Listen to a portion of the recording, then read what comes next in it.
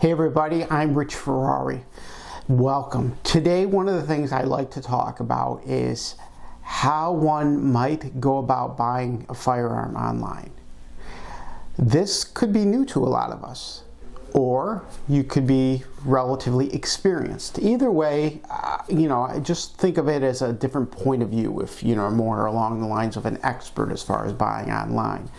It's perfectly legal to do as long as the firearm gets shipped to a federal firearms licensed dealer. That's the key thing. And then essentially that local dealer will be the one you pick the firearm up from.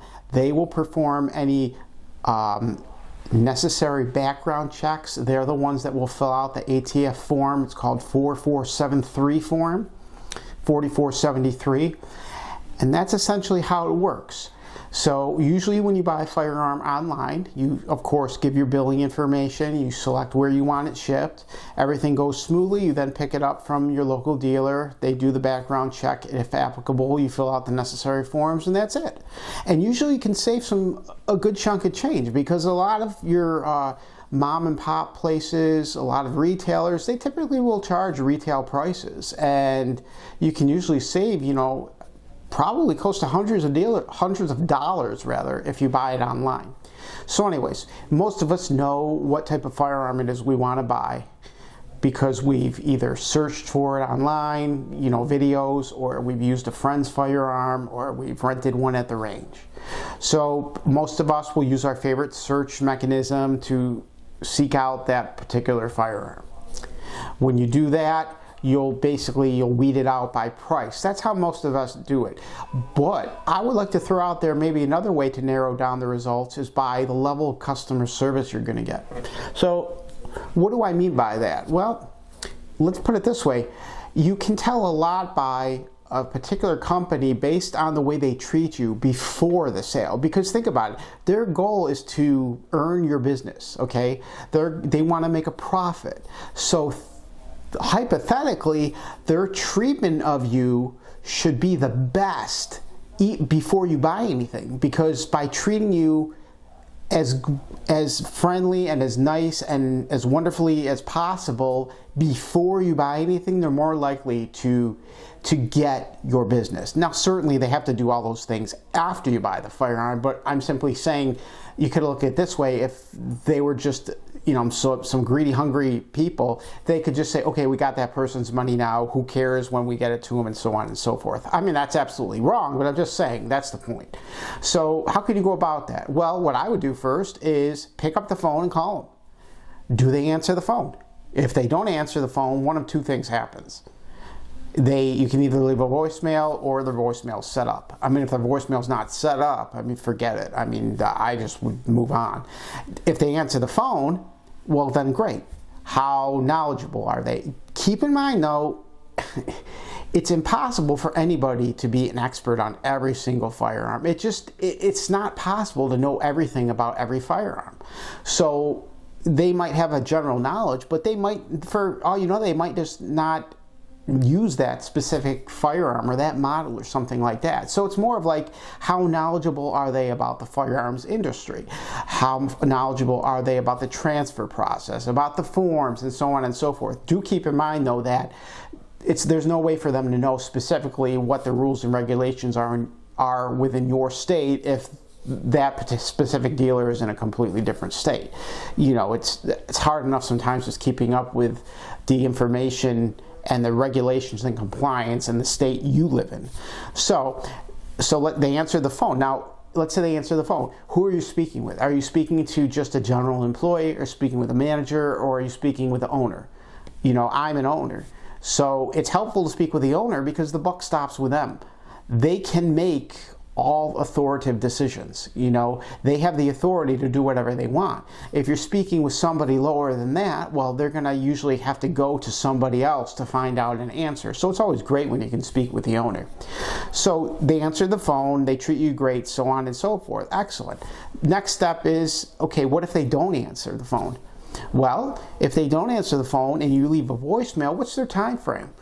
How quickly do they get back to you? Most of us would expect to hear back within 24 hours. Although if you're looking to buy something and you want that warm feeling, most of us would probably say it'd be nice to get a response back within 12 hours, something like that. Or if you leave a call at like 9 in the morning, you'd like to think you'd get a call back before 5 p.m. by the end of the day. So that's very important because, like I said, as I mentioned before, you haven't given them your money yet. They're trying to get your money. So if they're kind of slow with getting back to you, well, just imagine how slow they may be after they have your money and there's an issue. Just saying. So that's kind of what I mean. The other thing is besides calling them, send them an email, okay? How quickly do you get a response back? Most of us would like to get a response back by email relatively quickly. Why do I say that? Because email is much easier. You don't have to, you can just type on the computer or type on your phone or however it is. So how quickly do you get that email back? Certainly, we would all like to think within 24 business hours we get an email back. But again, it goes back to how much do they want to earn your business? Do they get back to you within 12 hours, 6 hours, 24? Yeah, I like to think they should get back to you within 12 hours. That's my own feeling.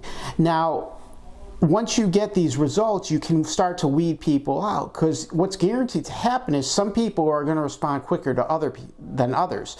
And you have to do a little comparison. Well, you may have heard back from 5 people. Well, you have to do some analysis, and then, well, which one got back to you the quickest?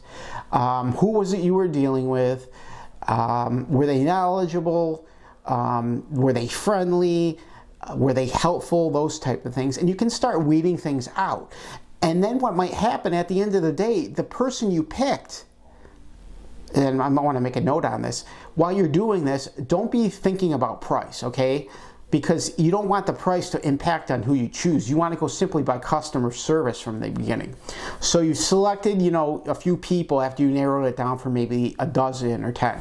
So you've got like 2 or 3 people left. The question is now, okay, out of those 2 or 3 people, let's say they all had great customer service, all had great turnaround times, one or 2 of them you were dealing with the owner.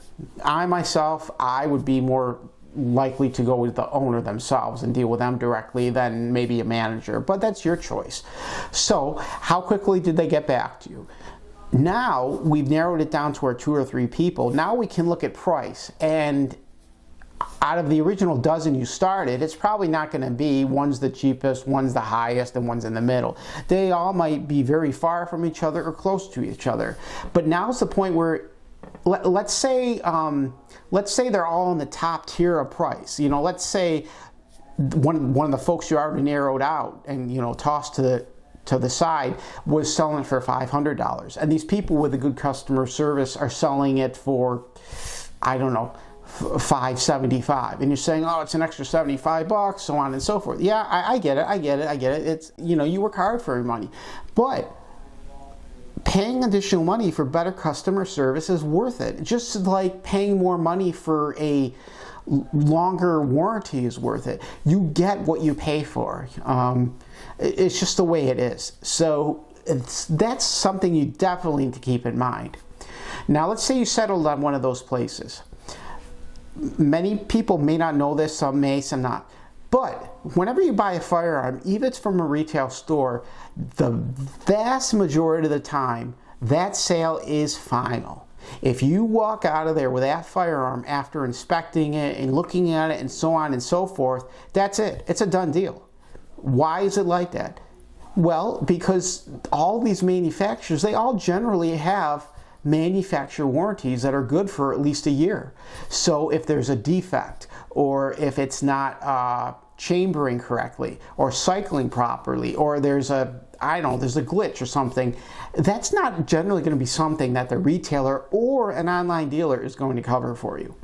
It just doesn't happen. But this is a good reason to know your policies. So when you're buying something online, don't assume things. Make sure you go through that online company's website in full. You know, any good website is going to have a return policy, a shipping policy, frequently asked questions, those type of things. You want to pay attention. How long is it going to take to get my firearm? What's the return policy if something goes wrong? How are they going to ship it? And so on and so forth. So for example, I mean, if you have a return, if someone has a return policy, you know, and all sales are final, that's fine.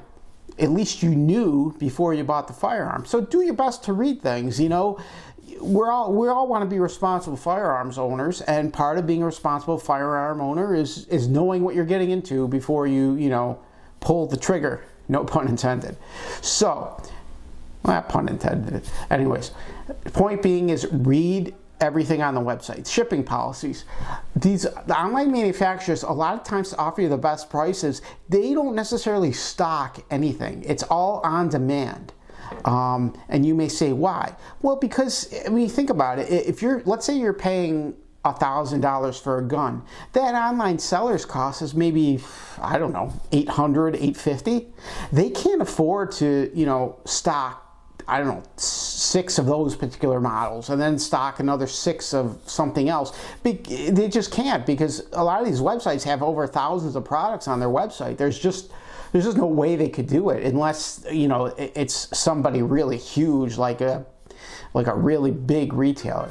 But the point being is, make sure you know when your odds are you're going to get that item, okay?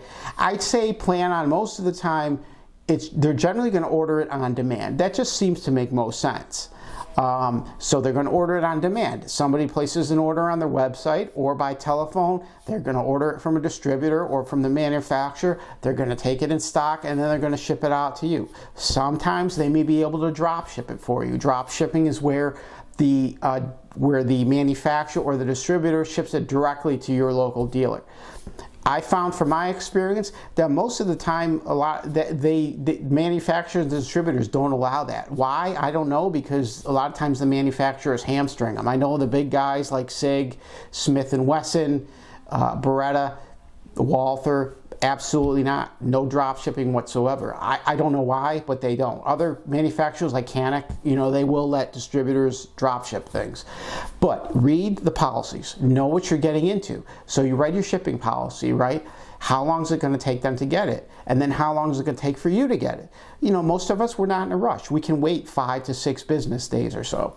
Some of us need it quicker. But you know, if you're going to be a responsible firearms owner, I think planning is the proper thing to do. I mean, you don't wait till the last minute to get something and then get frustrated because, you know, you order something, it says it's going to be there in 5 to 6 business days, but you need it in 3 to 4. I mean, it's just not fair to blame that on somebody else. But that's a big thing right there. So you want to read everything, okay? So you got to do these little tests and experiments to know who the best person to buy from is. Because once you find a solid person online, you're probably going to stay with them until they screw up. But keep in mind, after the fact is, you know their response time by their email, how quickly they answer the phone, and how quickly they return your voicemail. So you know, odds are, if something does go wrong, they're going to be on top of it and make it right. But let's say you go with that cheap guy out there that you weren't able to get a hold of, and they wind up shipping you the wrong firearm. And now you're like, oh man, these people shipped me the wrong thing. I'm so frustrated. I'm so aggravated. What am I going to do? Well, quite honestly, who are you going to blame? I mean, you should blame, if I did that, I should blame me, because you know what? I didn't hear anything back in the beginning. What would make me think that if something went wrong, they would actually get back to me? Well, if anything, they kind of showed me that at the beginning that they didn't care enough to earn my business to call me back. So are they going to call me back now when something went wrong? Yeah, I don't know, maybe, maybe not. It all depends. But the point being is, if you do your research ahead of time, know who you're going to deal with, and so on and so forth, then things generally will turn out better. And this is why I say it might be worth paying an extra, I don't know, 10 to 20% for more quality customer service. The other thing is, you can get to know the people at that business ahead of time, and if you've developed a rapport with them, for all you know, you can try and squeeze discount codes out of them or something like that, you know, because the more friendly you get with these folks, the more likely they are to do more to earn your business. Because you got to remember, these businesses are not just in it to earn a few bucks on the sale of the firearm. Their reputation is at stake. They want good feedback from their customers. They want you to spread the word, and so on and so forth. So we talked about it. So yeah, you definitely want to research who it is you're buying. Call them, email them. What is their response time? What do they say? Who are you dealing with? Are you dealing with a manager, employee, or owner? Okay. Read the policies on their website and know how long it's going to take to get your firearm. Okay. Know how long it's going to take. And then on top of it, what's the shipping policy like? Do they use FedEx? Do they use UPS? Do they use the post office? I'll say right now, if they're using the post office to ship a firearm, I probably would not buy from them. You know, we won't get into the post office here, but they don't exactly have the best reputation as far as, you know, delivering things on time, not damaging it, not losing it. It's just not worth it. Anyways, that's my 2 cents as far as how I would go about buying a firearm online. I hope you found it helpful. I appreciate you tuning in. Certainly, if you have your own experiences or comments, suggestions, definitely leave me a comment below and I will get back to you. Certainly appreciate you folks checking out. I hope you have a good day. Bye.